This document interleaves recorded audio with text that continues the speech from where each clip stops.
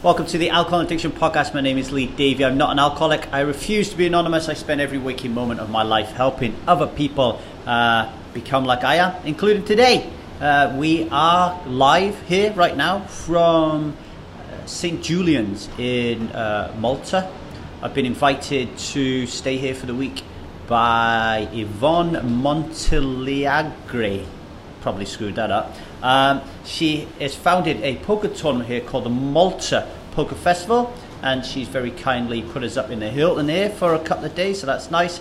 And you can probably see the cleaner behind me cleaning the room up. You can probably hear the waves in the background. It's a beautiful day here actually, and we're going to be talking in this episode about drugs. But before we do that, I just want to say a big well done to Sue, Ruth, Candice, Susan and Bonnie.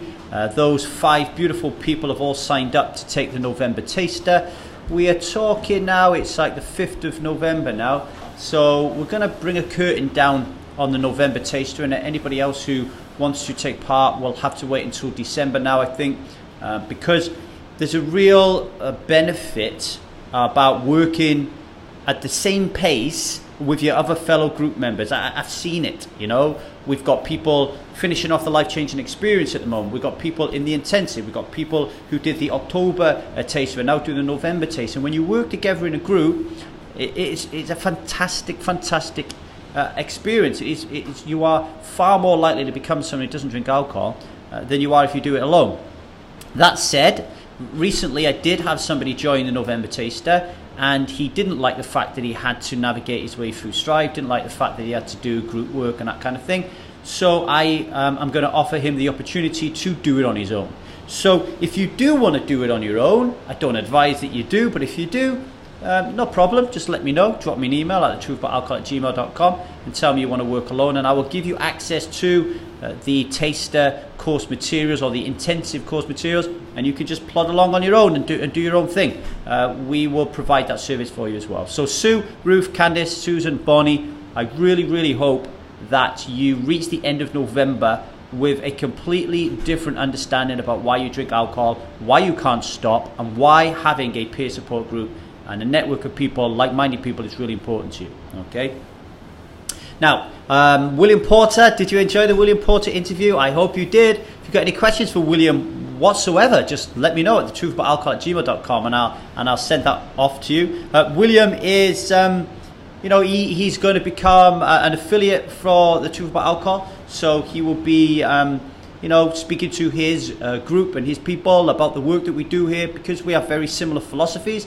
And if you do want to be an affiliate of the Truth About Alcohol, then send me an email at thetruthaboutalcohol@gmail.com, and you will be able to earn 50% income from anything that you sell that we have on sale at the Truth About Alcohol. So that would be the Strive monthly subscriptions at £5 a month, the taster at £49 a month, and the intensive at £600 a year.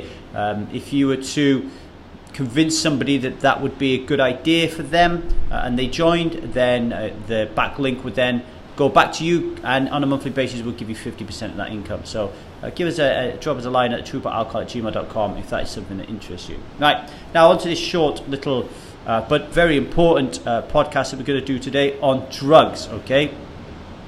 The first thing I want to start off by saying is that the reason that alcoholism is an invisible, violent and dominant belief system, all right, the reason it is an invisible, violent and dominant belief system is because we have been conditioned through societal conditioning and our culture and our ideologies and our worldviews around alcohol and alcoholism to not view alcohol as a drug.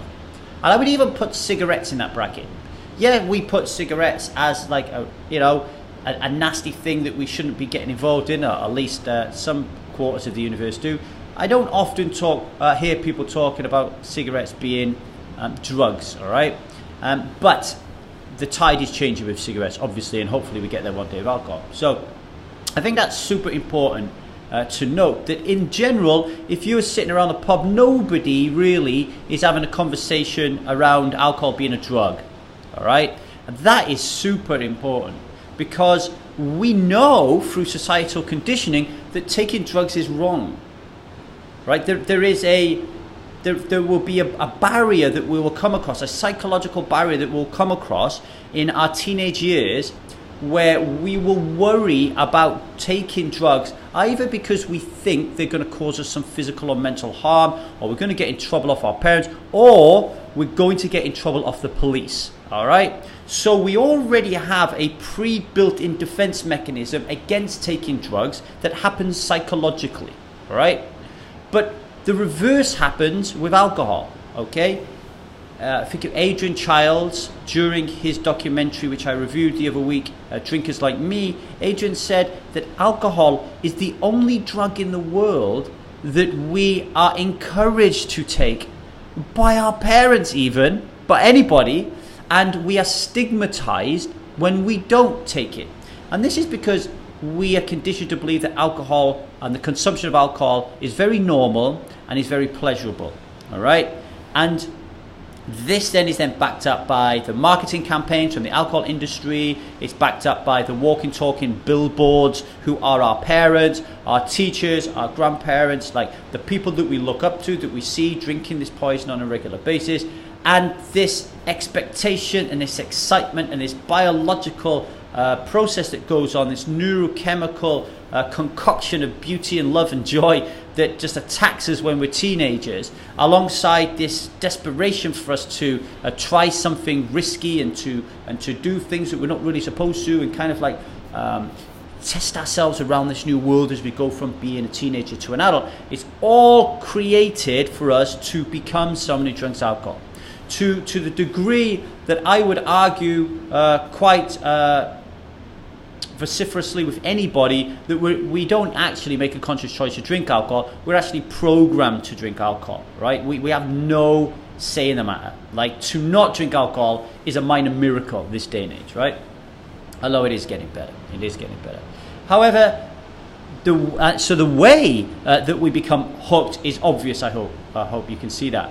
So how do you unhook yourself? Well, you need to change your philosophy around alcohol. You need to understand the truth about alcohol. You need to raise that truth about alcohol within your internal awareness, your neurological awareness of that, and your bodily sensations. So you need to link your thinking about alcohol with how you feel about alcohol. And then you need to then figure out, well, now I don't want to be someone who drinks alcohol because I've learned a new philosophy. How do I now act? How do I now take that knowledge and coexist in a world surrounded by people who drink alcohol? And it's that philosophy of truth, awareness and freedom that we cover in our taster every calendar month, and we cover a lot deeper in our intensive. And it's in my... what worked for me, and I've seen it work for so many people who've gone through the philosophy of the truth about alcohol, is when you do change the way that you're thinking and do adopt a new philosophy around alcohol, then the craving disappears, right? Which is super important. And one of the ways that we do this is by not accepting that alcohol is normal and pleasurable, but accepting that it is a powerful drug. Okay? Now, how do we do this? Well, I'll tell you how I did it. One of the important things you need to figure out, first of all, if you want to consider being someone who doesn't drink alcohol, is you need to ask why you drink alcohol in the first place. All right? Now, that is a really super complicated question, which we unravel at the Truth About Alcohol. But one of the kind of parts of this process is understanding value. Okay? So we only drink alcohol because we feel that we perceive that there's some value in drinking it. Otherwise, we wouldn't drink it. It would be a pointless endeavor. Okay, so we drink alcohol because it has some value, and then that value drives a desire. That desire then manifests itself in a fantasy, and then that fantasy then produces a craving so strong that you have to drink alcohol, and you're really excited to go and drink alcohol. Okay. Now, what I work with people in Strive and the Truth About Alcohol Taster and intensive programs is to get them to see that this value doesn't exist. All right? And one of the best ways to do this is by just writing a list. Like, what are all the values I get out of alcohol? So back in the day, for me, that one of them would have been alcohol improves my social experiences. All right? And then we take each part of that puzzle, each one. So let's say we take the statement that alcohol increases my social experiences, and then we analyze that to see if it's true. Because we've never questioned these values before. We've just blindly adopted them as part of our defense mechanisms to deal with the cognitive dissonance that arises out of drinking a powerful poison that kills 3.3 million people a year, right? So now we want to reintroduce that cognitive dissonance. We want to create a battle in our mind about whether or not we should be drinking alcohol or not. That's the only way we can start to get a stranglehold over this thing, right? So if I then look at this and say to myself, well, actually, it's not the alcohol that's improving my social experience. Let's say I go out one night and I do an experiment. I realize that actually Steve and Neil, who I go out drinking with, they're actually really fun people to be with. I like them. There's a warmth and a good energy around them. And that has nothing to do with alcohol. I also like the fact that they listen to me and they're interested in my stories and my tales and my philosophies and stuff, and they're the two only people who will allow me to talk really deep about life and ask me questions and be interested in it. And I really like that about them, and that has nothing to do with alcohol. We both have a history, which is really super, with some super funny stories and that kind of stuff. Now that could be linked to alcohol because we were drinking alcohol during that time, but in the moment when we're reflecting back on those moments, it has nothing to do with alcohol. Reminiscing on old stories, it doesn't have anything to do with alcohol. We play poker together, all right? Playing poker has nothing to do with alcohol. And then if you broaden the experience a little bit, you could be listening to music, has nothing to do with alcohol. You could be watching a football, has nothing to do with alcohol. You could be eyeing up this beautiful woman who's by the bar, has nothing to do with alcohol.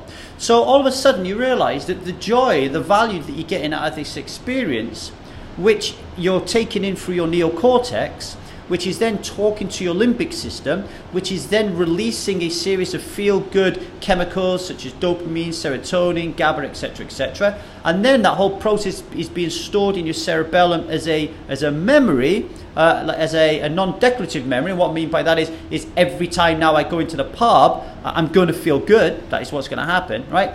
None of that has anything to do with alcohol. But your brain doesn't know that. The brain just knows that if I go to a pub, I'm going to have a good time. Well, what is a fundamental part of going to the pub? It's actually drinking alcohol, isn't it? Because you go to the pub and you drink alcohol. So because you drink alcohol, now your brain is confused. Your brain actually believes that alcohol is part of this wonderful, beautiful process. But let's analyze that, right? Is drinking alcohol going to deepen or weaken my connection with Steve and Neil? It's going to weaken it, all right? It's going to weaken it. Is drinking alcohol going to improve or weaken my my kind of like experience of the music or the football? Okay, it's going to weaken it. Is my drinking of alcohol and me staring at this beautiful woman by the bar, is it going to improve that situation, like looking at some aesthetic beauty? Or is it going to weaken it, i.e. I might get drunk and go over there and try flirting with her, and I'm married, right? Or I might start leering at her, or I might start behaving inappropriately because I've been drinking alcohol. Now, no matter how many ways you look at this, drinking alcohol is going to deteriorate your experience. Now, once I've looked at that and understand that, I can now say to myself, wow, actually, alcohol provides me with zero value in a social situation. I don't drink alcohol to improve my social situation because I know it deteriorates it. So I can cross that off my list and then I can move to the next one. Now, what happens when you run out of value? What happens when you've gone down your list and you've exhausted it and you realize and accept as a conviction, not just a belief, that alcohol provides you with no value in all those areas? Well, that happened to me, didn't it? And do you know what happens? You think to yourself, holy shit, I have absolutely no reason to drink alcohol. So why do I drink? And then it hits you. The reason that you drink alcohol is because you're addicted to drinking alcohol. And if you're addicted to drinking alcohol, then that is the biggest indicator you will ever find that tells you that alcohol is a drug. Okay? Alcohol is a drug because you are addicted to it. The whole premise of a drug is to get you addicted to it, okay? And that is what I found. I realized that I was addicted to a drug. And the only reason I was drinking alcohol is because I was addicted to this drug. And now I knew that. Now I could think about the situation completely differently, not clouded by all this bullshit around, oh, well, I love drinking alcohol because it does this, it does this, it does that. It doesn't do anything. I'm drinking it because I'm fucking addicted to it. End of story, okay? And if you Google alcohol and addiction, you will find that the scientific view is that alcohol is one of the top 5, okay, one of the top 5 drugs in the world in terms of addiction, okay? I think it's heroin, cocaine, cigarettes, alcohol and opioids, I think, are the 5. It's one of the 5 most addictive drugs up there, right? Really super important. And it's also super important to understand that we will continue to take drugs, okay, until the dangers and the risk and the destruction that it causes outweighs the pleasure that we get from the drug, all right? And this is a real problem with alcohol, because alcoholism is such a strong, invisible, violent, and dominant belief system. It's absolutely convinced you so much that alcohol is normal and pleasurable. It's done such a good job as a drug, right, that you could even go on holiday to Cyprus, get stabbed, have 25 stitches in your arm, and if you watch it, if you're listening to the audio, I'm showing people on the video my arm right now. You could nearly die, and you can still drink alcohol and turn that incident into a joke. This is how we keep the pleasure of alcohol much stronger than the pain of alcohol, okay? And until you change that cycle, until you make the pleasure, there's 2 ways you can go about this. Until you make the pain of drinking alcohol greater than the pleasure of drinking it, or you make the pleasure of not drinking it greater than the pleasure of drinking it, you'll always be hooked, okay? And this is why I always say, it's one of the secrets in the webinar that I run every week, you know, secret number 1, you think you like drinking alcohol, you think you want to stop drinking alcohol, but you don't. And you don't want to stop it because you love it so much. And if you keep loving it as much as you do, you will never stop drinking alcohol. This is the whole concept of how a drug works, okay? And the great thing about this as well, about how the mind and the body works, you don't have to experience the pain that alcohol causes, or a great amount of it, in order for you to break this cycle, okay? Because as we've alluded to earlier on, your mind doesn't know the difference between what you're thinking and what's actually happening, okay? Let me give you a good example. Is when I was around, I started taking drugs when I was around 16 years of age, and I lived in Ogmore Valley, a small mining village of 3,000 people. So you took the drugs that were available at the time, okay? And the drugs that were available at the time for us were weed, alcohol, cigarettes, amyl nitrate, if you can even call it a drug, and speed. They were the only, and acid, right? They were the only things really that were prevalent when I was growing up in the valley. The first time I ever smoked weed, I chucked up, puked up, really didn't like it, and the pain, and so the pain associated with smoking weed was greater than the pleasure. Plus, there was a real stigma around smoking, which I didn't like. So that was that done. I absolutely loved speed. I used to take it all the time, and the pleasure of taking speed far outweighed any pain, because to be honest, I never had any. People used to say things like, oh wow, the come down with speed is really bad, etc., etc. Not for me. The only pain that I ever had with amphetamines was it would prevent me from getting an erection. So whenever I would cop off with a girl when I was on speed, it would always be a very embarrassing moment. But it was never, that embarrassment was never enough for me to start taking speed, right? But then an interesting thing happened. Acid, by the way. My trips on acid were all terrible, all really dark, horrible moments. So that put me off taking acid for life. But something really strange happened when ecstasy came on the market. Because ecstasy came on the market and everybody started saying how great it was. And I was in the rave scene at the time. And just as I'm about to take ecstasy, because everyone tell me it's great, a young teenager called Leah Betts died in the UK. Okay, it was 1995 that she died. She took an ecstasy tablet at a rave, And in the next 90 minutes after taking that ecstasy tablet, she drank 7 litres of water. And that's what killed her. So it wasn't the ecstasy tablet that killed her, it was the 7 litres of water. And her father took a photograph of her with all the tubes in her mouth on her deathbed, literally in hospital. And he sent that photograph to every single tabloid in the UK. And I woke up, and my dad used to have the Sun newspaper every day, still does. And I would read it every morning. Well, I wouldn't read it. I'd look at the front page, I'd look at page 3, and I would look at the back. For you that don't know, by the way, you're not in the UK, page 3, there was always a naked woman on there. Well, naked, she had knickers on, but she would always have her boobs out. Can you believe we used to have a newspaper that our kids used to look at that had boobs on it on page 3? Absolutely ridiculous. Anyway, that's what happened. And I looked at Leah Betts, and I read it, and it said that she died from taking ecstasy. Okay? I have never taken ecstasy. Ever. And I doubt that I ever will. Okay?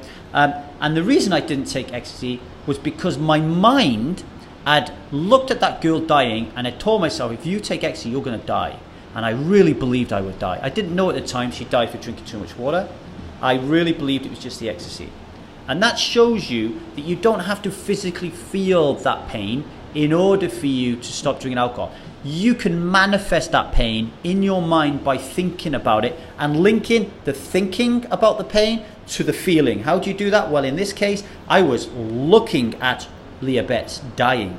I was looking at it. I was reading it. I was feeling it in my heart. How sad it must have been for this guy to lose his daughter. He'd already lost his wife through another horrific accident, and now he loses his daughter as well, right? That hit me both in my body and in my mind.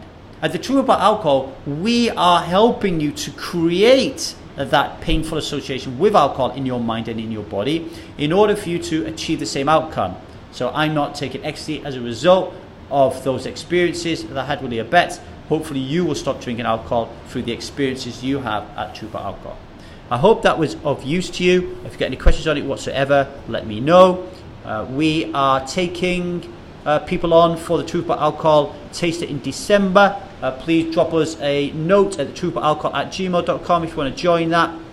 And I just want to say a big thank you for everybody who spends their time listening to this podcast or watching this podcast, because I know it's a noisy world out there. There's a lot of great podcasts to listen to, and the fact that you're listening to mine makes everything that I do worthwhile.